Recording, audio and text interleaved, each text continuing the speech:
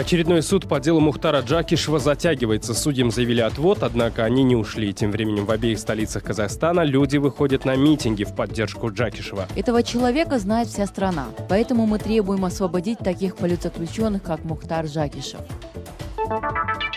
В Кыргызстане готовят очередной законопроект по ужесточению контроля за неправительственным сектором. Прошлую кальку с российского закона об иноагентах гражданскому обществу удалось зарубить. Они же специально туда встраивают какие-то детали, чтобы нас потом прессовать, таскать по судам, изматывать. Таджикистанские хлопкоробы несут колоссальные убытки. Государство покупает у них белое золото по цене на 30% ниже обещанной. Крестьянские хозяйства на пороге голода. 3-4 цента в местной валюте нам дают за килограмм. Разве это достойная цена за наш труд? Разве это деньги? В прямом эфире информационная программа «Настоящее время. Азия» в бишкекской студии. Я Шавкат Тургаев. Здравствуйте. Апелляция на отказ в условно-досрочном освобождении бывшему президенту нацкомпании «Казатомпром» Мухтару Джакишеву началась с отвода судьи. Такое прошение подал адвокат Джакишева Нурлан Бисикеев из-за отсутствия его подзащитного на суде. Однако ходатайство не удовлетворили. Тем временем в крупных городах Казахстана прошли акции в поддержку Мухтара Джакишева с требованием его освобождения. Шалпана Разбекова продолжит.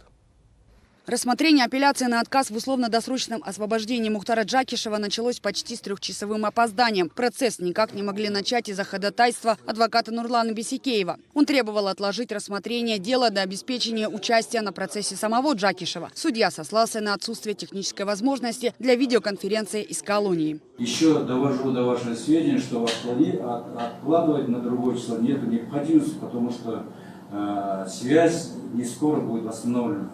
Нет связи. Там единственная колония, которая расположена на территории нашей области, где есть только спутниковая связь. После этого адвокат Бисикеев заявил отвод всему составу суда и отметил, что судьи не вправе даже вести это дело. Ну, тогда, пользуясь своим правом, я вынужден вам заявить отвод от рассмотрения данного дела.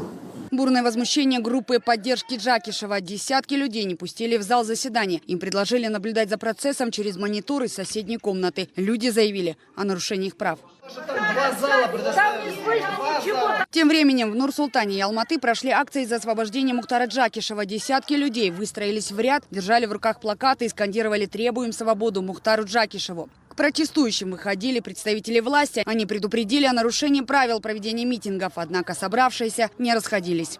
Этого человека знает вся страна. Поэтому мы требуем освободить таких политзаключенных, как Мухтар Джакишев. Сегодня будет его суд, если, конечно, снова не изменят. Наш народ не желает, чтобы за решеткой находились такие люди. Такие люди нам нужны. Джакишев 2 раза подавал заявление на условно-досрочное освобождение. Однако каждый раз суд объясняет свой отказ тем, что его задолженность перед государством так и не погашена. Все отказы оспариваются в апелляционной инстанции. Мухтар Джакишев был задержан в мае 2009 года. Его приговорили к 14 годам тюрьмы по обвинениям в совершении коррупционных преступлений. Ряд казахстанских правозащитных организаций в 2013 году признали Мухтара Джакишева политическим заключенным. Они считают, что уголовному преследованию Джакишев подвергся из-за его прежней дружбы с беглым политиком Мухтаром Аблязовым. Бывший глава Казатомпрома уже отсидел 10 лет из назначенных 14. Шолпан Разбекова, Павел Энгельгард. Настоящее время. Азия. Казахстан. На момент выхода нашей программы в эфир известно лишь, что судья ушел в совещательную комнату. Когда будет оглашен вердикт, неизвестно. Мы будем следить за развитием событий. Президент Казахстана Касым-Жомарт Токаев в интервью центральному телевидению Китая CCTV назвал укрепление всеобъемлющего стратегического партнерства с Пекином очень важной для Нур-Султана задачей. Фрагменты интервью опубликованы перед официальным визитом Токаева в Пекин, к отмене которого призвали участники антикитайских выступлений в Казахстане. Визит начнется уже завтра. Вот что Токаев заявил китайским журналистам. Для Казахстана очень важно укреплять всеобъемлющее стратегическое партнерство с Китаем. Казахстан и Китай установили отношения дружественного сотрудничества в таких областях, как обмен человеческими ресурсами, культура и военные технологии. В целом, две страны выстроили прочные отношения на основе сотрудничества, взаимного доверия и выгоды. Типичным примером сотрудничества между нашими странами является реализация предложенного Китаем экономического пояса «Шелкового пути». Впервые эта идея была предложена президентом Китая Си Цзиньпином в Казахстане. С 2015 года Казахстан реализует проект «Один пояс, один путь», в рамках которого создает инфраструктуру для международных перевозок. Цель – улучшить положение Казахстана как страны, не имеющей выхода к морю. Китай добился значимых достижений и может служить примером для Азии и даже для всего мира. Сегодняшний Китай – это прогресс в области инноваций и успех в разработке новых технологий. Я поздравляю Китайскую Народную Республику с 70-й годовщиной с момента основания. Желаю великому китайскому народу еще больших успехов и процветания. И желаю, чтобы дружба и сотрудничество между нашими двумя странами длились вечно. В опубликованных эпизодах интервью с Токаевым не упоминается ситуация в Синьцзяне, откуда с 2017 года поступают сообщения о давлении на коренные этнические меньшинства, в том числе казахов. Страны Запада и международные правозащитные организации не раз критиковали Пекин за его политику. По данным ООН, около миллиона этнических уйгуров и представителей других тюркоязычных групп Синьцзяна принудительно удерживаются в центрах по борьбе с экстремизмом. Миллионы направлены в лагеря политического перевоспитания. Китай, который поначалу отрицал существование лагерей, позже признал их наличие, но назвал эти учреждения центрами профессиональной подготовки, созданными для противодействия экстремизму и терроризму. Казахстанские власти воздерживаются от критики Китая, четвертого крупнейшего инвестора в экономику страны и третьего крупнейшего кредитора, общая протяженность совместной границы с которым превышает 1700 километров.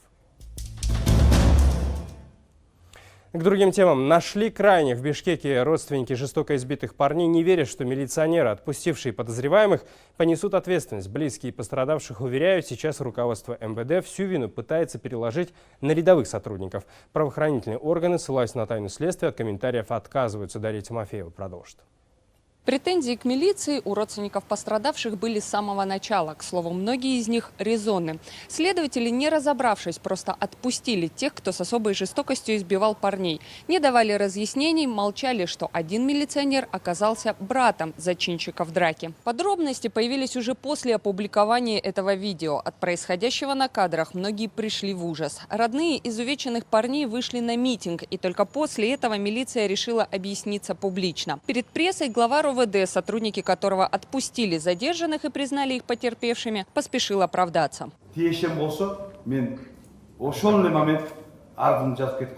Если бы я имел хоть какое-то отношение к этому делу, то сразу же подал бы заявление и уволился. Мне докладывали, что проходящие подозреваемыми по этому делу Бапышев и Сейдбеков написали в милицию заявление до того, как это сделала пострадавшая сторона. В своем заявлении они указали, что сами подверглись избиению. Мы их не покрывали. За 30 лет работы в милиции я впервые вижу такую жестокость. Были уволены несколько милиционеров, в том числе и брат нападавших. С его помощью двум мужчинам удалось скрыться. Вторая сторона говорит, что истинные виновники остаются безнаказанными. По их данным, сейчас под следствием только 2 рядовых сотрудников, которые доставили мужчин в РОВД. Они под домашним арестом. Самое интересное тут то, что человек, на котором, по идее, лежит вся ответственность, командир экипажа. Ответственность избежала, а 2 его подчиненных задержали и возбудили на них дело по 2 статьям. Как нам известно, был арестован также следователь, который отпустил тех подозреваемых в избиении. Но и его потом отпустили. А брат этих подозреваемых, работавший в милиции, даже не был задержан, и его не арестовывали. Его просто уволили, и все. Результаты служебного расследования в МВД сегодня нам отказались озвучивать. Причина – все материалы якобы уже переданы в Госкомитет нацбезопасности и Генпрокуратуру. Я думаю, надо было дать более детальную информацию. Что бы это дало? Это бы хоть малейшую уверенность в том, что в нашей стране что-то делается. Премьер-министр сегодня говорит: я требую, чтобы вы почистили свои ряды от тех сотрудников, которые сегодня портят честь и достоинство мундира.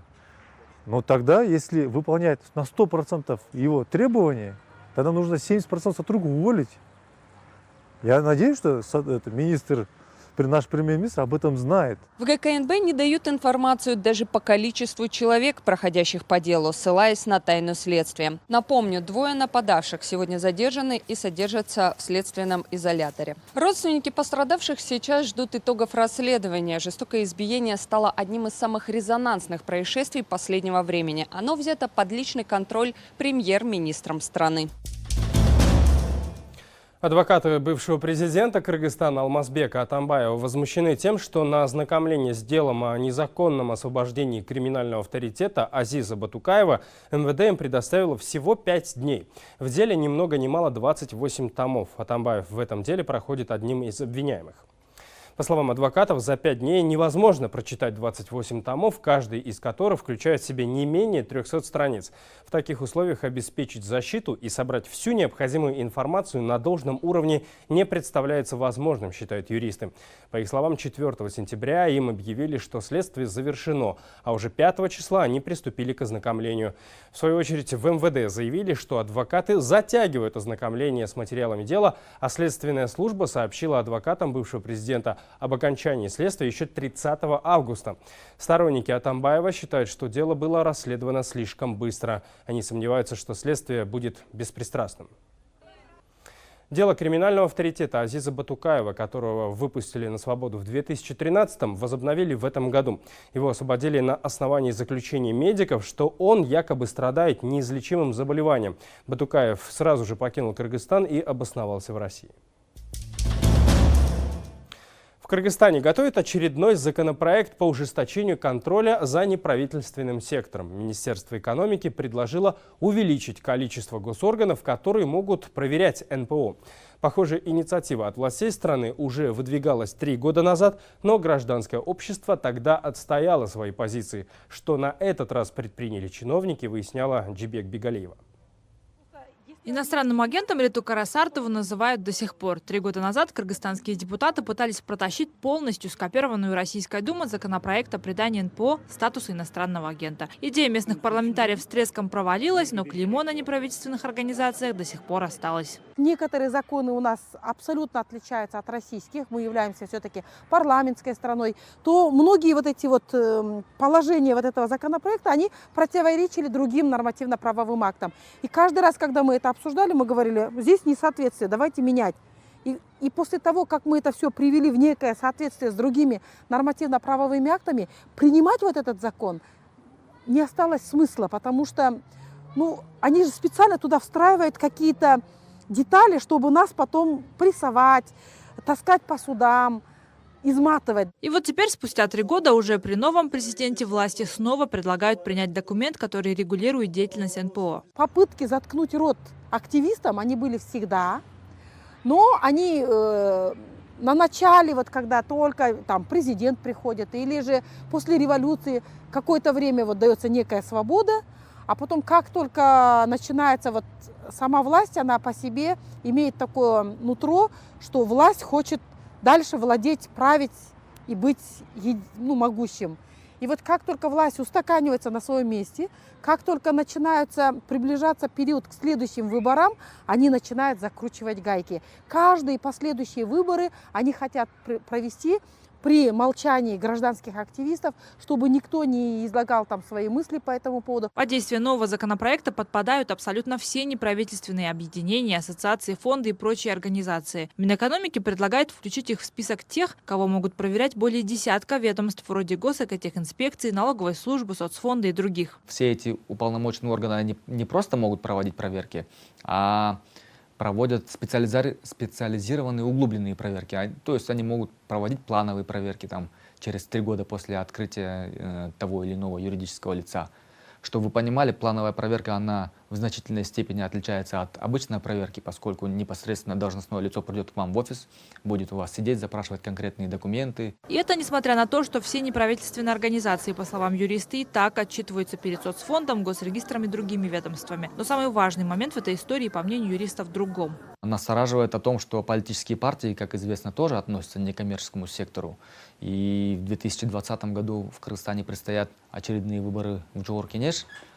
В этой связи мы также отметили, что предоставление дополнительных и довольно жестких механизмов проведения проверок в отношении политических партий накануне избирательной кампании в парламент страны, это может вызывать, так скажем, определенные вопросы в истинных целях принятия, инициирования этого законопроекта. Искендер с коллегами отправили в Минэкономики свое предложение по проекту постановления. Ответа от чиновников юристы пока не дождались, однако по телефону нам удалось узнать некоторые детали инициативы. Например, то, что проверку неправительственных организаций якобы предложили бизнесмены.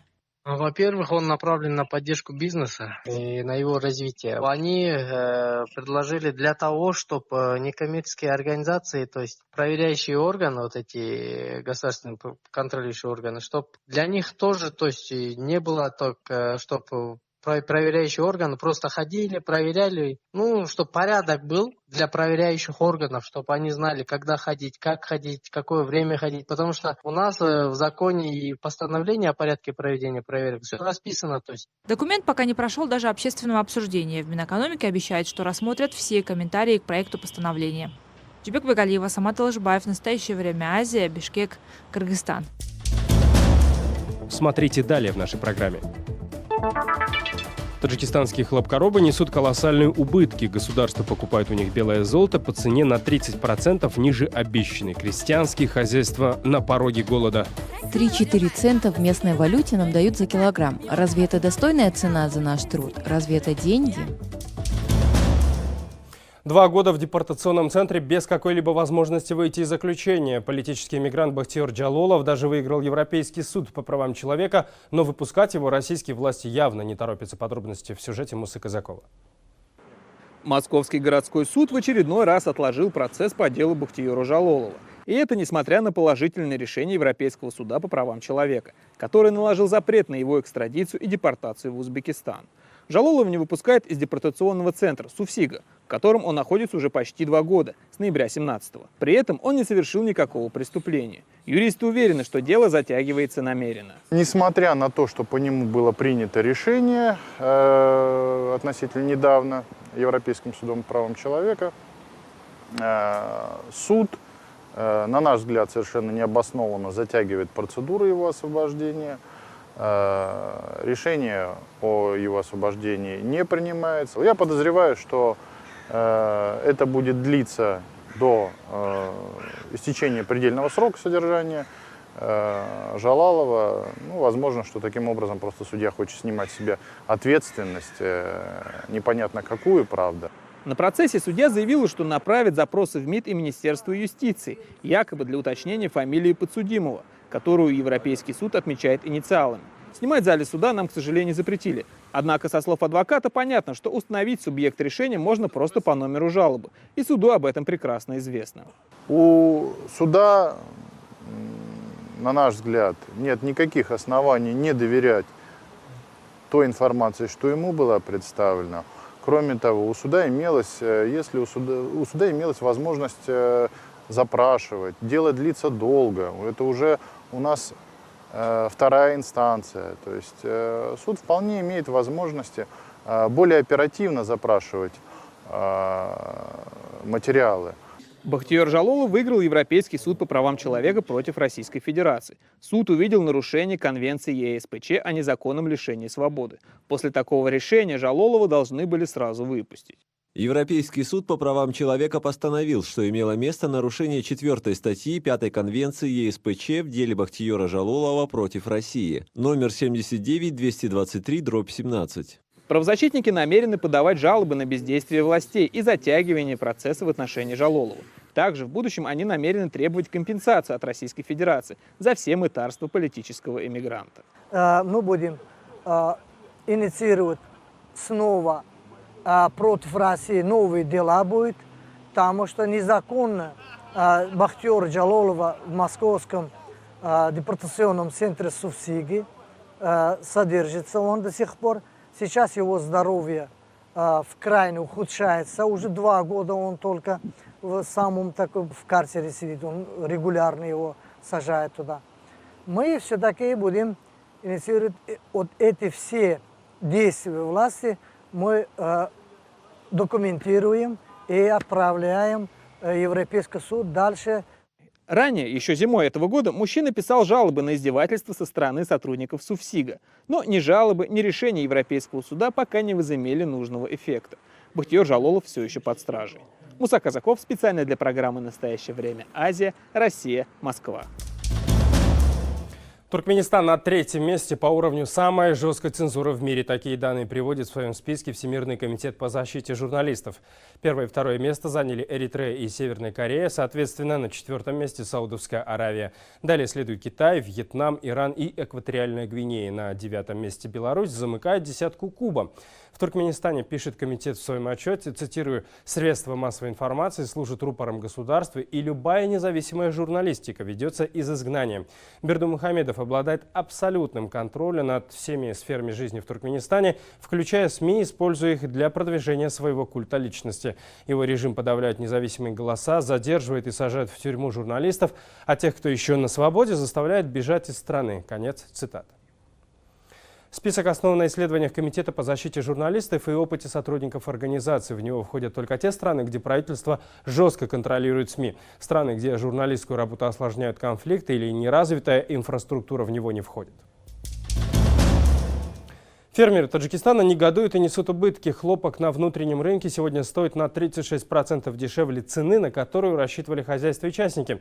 Нынешняя закупочная цена белого золота даже не покрывает расходов фермеров. Подробности у Анаширвана Арипова. Лучше бы сеял кукурузу, говорит Шодихон Назаров, фермер, у которого 2 из 3 гектаров арендованной в этом году земли засеяны хлопком. Из-за слишком жаркого лета урожай в половину меньше планируемого, а теперь еще и закупочные цены у предприятий ниже его ожиданий. Оставшийся гектар обеспечит семью Шодихона овощами на зиму, а вот купить что-нибудь из одежды и прочих продуктов можно будет только влезая в долги. Все стоит денег. Солярка дорогая, да все дорогое. На гектар нужно потратить около $700, а урожай в этом году у меня всего 10 центнеров с 1 гектара. $470 с гектара — это слишком мало. Хлопок в Таджикистане собирают вручную, и для этой работы фермеры нанимают своих односельчан. В основном это женщины и девушки, у которых других занятий на селе нет. Те, кто работают старательно, могут собрать около 120 килограммов в день. В прошлом году за такие показатели они получали $6–6,5. Сегодня им платят меньше 5. Это суточная цена адски тяжелой работы. Хлопок еще надо вырастить. Знаете, как много мы трудимся тут для этого? А сейчас хлопок стоит слишком дешево. Мы собираем хлопок, а глава хозяйства сдает его на завод. Если он получит мало денег, то и нам платят меньше. 3-4 цента в местной валюте нам дают за килограмм. Разве это достойная цена за наш труд? Разве это вообще деньги? Местные перерабатывающие заводы закупают хлопок в среднем по цене на 30% ниже той, на которую рассчитывали фермеры и которую прогнозировали в Министерстве сельского хозяйства в начале года. Конечно же, в каждом районе страны свои расценки, но разница всего в несколько центов. Это не сговор, говорят чиновники министерства. Просто на мировых биржах цены падают, и предприятия вынуждены идти на такой шаг. Мы для правительства страны подготовили подсчеты, по которым для получения прибыли скупочная цена должна составлять 69 центов в национальной валюте. Насчет разницы цен, по которым покупают сегодня перерабатывающие заводы, не к нам.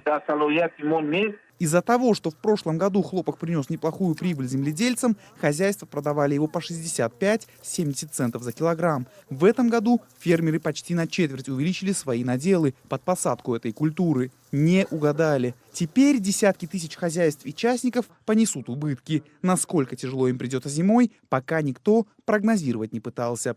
Анушервон Арипов, Насим Исамов. Настоящее время Азия. Это были все новости, о которых мы хотели вам рассказать. Смотрите нас в социальных сетях, в эфире своих национальных телеканалов и в прямом эфире круглосуточного телеканала «Настоящее время» в Ютубе. Мы встретимся с вами завтра. Всего доброго.